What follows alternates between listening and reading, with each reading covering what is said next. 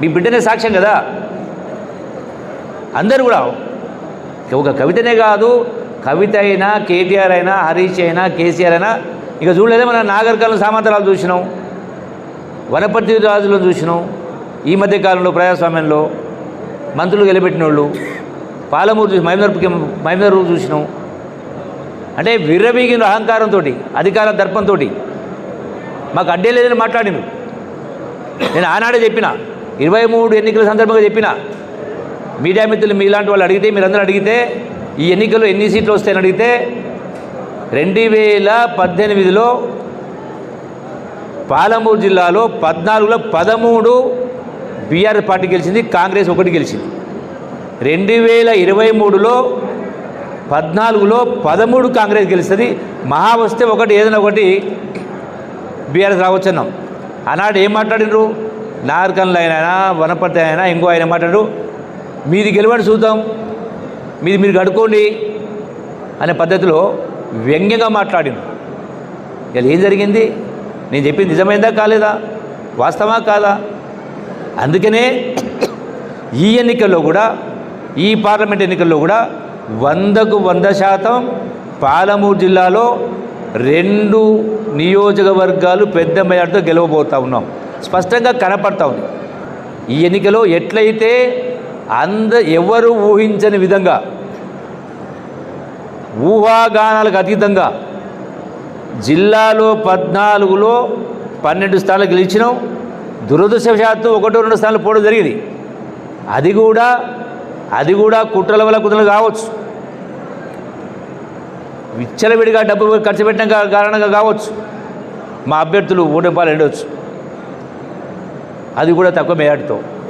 అందుకనే ఈరోజు ఈ పార్లమెంట్ ఎన్నికల్లో బైబర్లో 2 సీట్లు కూడా పెద్ద మేర గెలవడంతో పాటుగా తెలంగాణ రాష్ట్రంలో కూడా ఈనాడు రేవంత్ రెడ్డి గారి నాయకత్వంలో, అంటే అప్పుల రాష్ట్రమైనా కూడా చిప్ప చేతికి చిప్పోయారు, అయినా కూడా అన్నమాట కట్టుబడి సోనియా గాంధీ గారు, రాహుల్ గాంధీ గారు, ఖర్గే గారు ప్రకటించినటువంటి 6 గ్యారెంటీల్లో 5 గ్యారెంటీలు అమలు చేసే కార్యక్రమం ఇప్పటికే శ్రీకారం చుట్టడం జరిగింది. ఒక్కొక్కటిగా అమలు చేసే కార్యం చేస్తూ ఉన్నాం. అయినా కూడా ప్రతిపక్ష పార్టీలు ఇలా ప్రజలలో అంటే అనవసరంగా తప్పుడు సంకేతాలు పంపించే కార్యక్రమం చేస్తూ ఏమంటా ఉన్నారు, రైతులకు రైతు భరోసా ఇవ్వాలని మాట్లాడుతాను. నేను లెక్కలు చెప్తా ఉన్నా, స్వయంగా నేనే చూసిన. 69 లక్షల పైచిలకు రైతుల్లో 64 లక్షల మందికి 5,500 కోట్ల రూపాయలు రైతు భరోసా వాళ్ళ ఖాతాలో పడింది. 5 ఎకరాల వరకు అందరికీ కూడా. మిగిలినటువంటి 5 లక్షల మంది రైతాంగం వచ్చి ఉంది. అది కూడా ఈ మాసంలో పూర్తి అవుతుంది.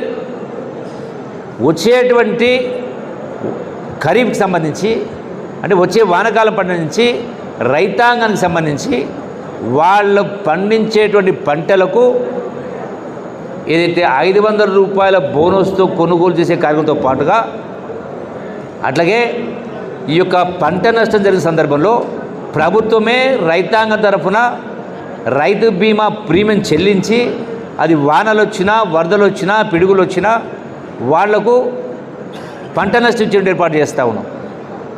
రైతాంగం సంబంధించి గత ప్రభుత్వం ఇచ్చినట్టు ఎకరాకు 10,000 కాకుండా రేవంత్ రెడ్డి గారి నాయకత్వంలో అంటే వచ్చే భవిష్యత్తు తొందరలోనే 10,000 రూపాయలు, 15,000 రూపాయలు, ఎకరాకు 10,000 రూపాయలు ఇచ్చే కార్యక్రమం చేస్తూ ఉన్నాం.